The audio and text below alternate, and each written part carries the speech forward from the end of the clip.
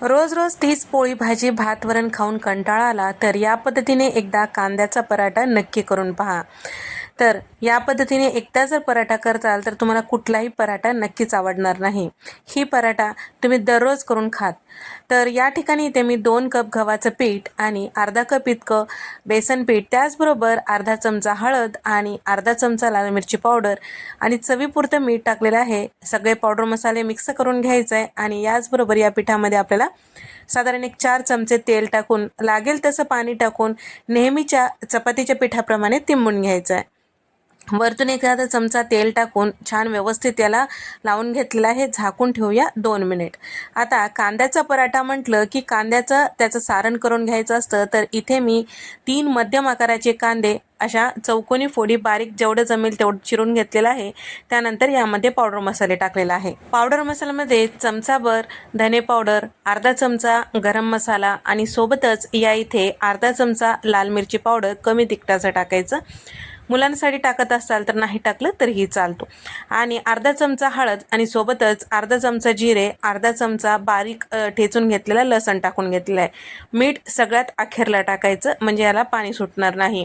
आणि याला जरी पाणी सुटलं तरी छान असं व्यवस्थित सारण राहण्यासाठी इथे मी साधारण 3 चमचे बेसन पीठ टाकून घेतलेलं आहे। सगळं मिक्स केल्यानंतर लास्टला आपल्याला टाकायचं आहे मीठ। मीठ टाकल्यानंतर परत एकदा कोथिंबीर टाकून मिक्स करून घेऊया।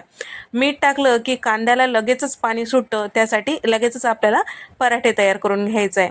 तर एखाद मिनिट जरी झालं तरी आपण यामध्ये बेसन पीठ टाकलेलं आहे ते पाणी शोषून घेतो। तर परत एकदा पीठ तिंबून घेतलेलं आहे आणि एक पिठाचा उंडा घेतलेला आहे। कोरड्या पिठामध्ये छान असं व्यवस्थित याला लाटून घ्यायचं आहे। तर चपातीसारखं जमेल तेवढं पातळ लाटून घ्यायचं आहे। तर अगदी पातळ नको किंवा अगदी जाड नको। तर या ठिकाणी या पद्धतीने चपाती लाटून घेतलेली आहे। तर इथे या पद्धतीने दोन्ही चपात्या तयार करून घेतल्यानंतर एका चपातीवर पूर्ण सारण यावर सगळं व्यवस्थित पसरून घेतलेलं आहे। त्यानंतर दुसरी जी चपाती आहे वरतून त्याला कव्हर करून घेतलेलं आहे। त्यानंतर मधोमध आपल्याला कट लावून घ्यायचं आहे। जेवढं जमेल तेवढं तुम्हाला कितपत उंडा मोठा छोटा आवडतो त्यानुसार हे कट लावून घ्यायचं आहे। त्यानंतर त्याला रोल करायचं आणि त्याला छान असं प्रेस करून ते पाती आपल्याला लाटून घ्यायचे आहे व्हिडिओमध्ये दाखवल्याप्रमाणे। या पद्धतीने केलेले पराठे छोट्या आकाराचे असतात। तर डब्याला द्यायला अतिशय उत्तम आहे। दिसायलाही मस्त दिसते आणि डब्यात न्यायला सुद्धा सोयीस्कर होतो। घरी खायला सुद्धा सोयीस्कर आहे। जर तुम्हाला छोटे छोटे करून जास्त कंटाळा येत नसेल, आवड असेल तर छोटे छोटे करू शकता किंवा तुम्हाला पुढे मी दाखवेनच मोठे पराठे सुद्धा करू शकता।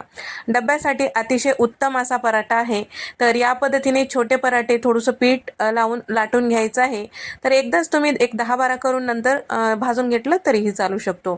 तर इथे आपले हे पराठे तयार झालेले आहे। तर तुम्हाला जर असं करायचं नसेल आणि घरी खायला करायचं असेल, जास्त प्रमाणात करायचं असेल तर चपाती आपण नेहमी करतो त्या पद्धतीने करून घ्यायचं। त्यानंतर सारण वरतून लावून घ्यायचं सगळं जेवढं आवडेल तेवढं। त्यानंतर रोल करायचं आणि त्याचबरोबर त्याला फोल्ड करून आपल्याला नेहमीसारखं चपाती किंवा पराठा लाटून घ्यायचा आहे।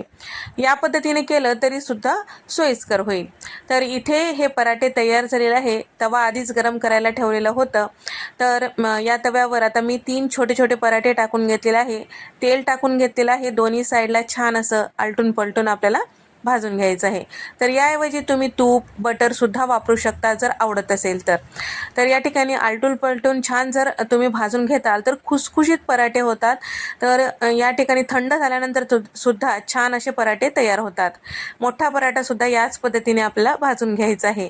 सोबत खाण्यासाठी मस्त नारळाची चटणी किंवा साधं दही जरी असेल तरी तुमचं पोट मस्त भरेल। तर साधी सोपी रेसिपी आहे। भाजी पोळीचा कंटाळा आला, भाजीला काय करू असा जर प्रश्न पडला तर हा प्रकार तुम्ही नक्की ट्राय करू शकता। व्हिडिओ आवडल्यास व्हिडिओला लाईक करा, शेअर करा आणि सबस्क्राईब करायला मात्र विसरू नका।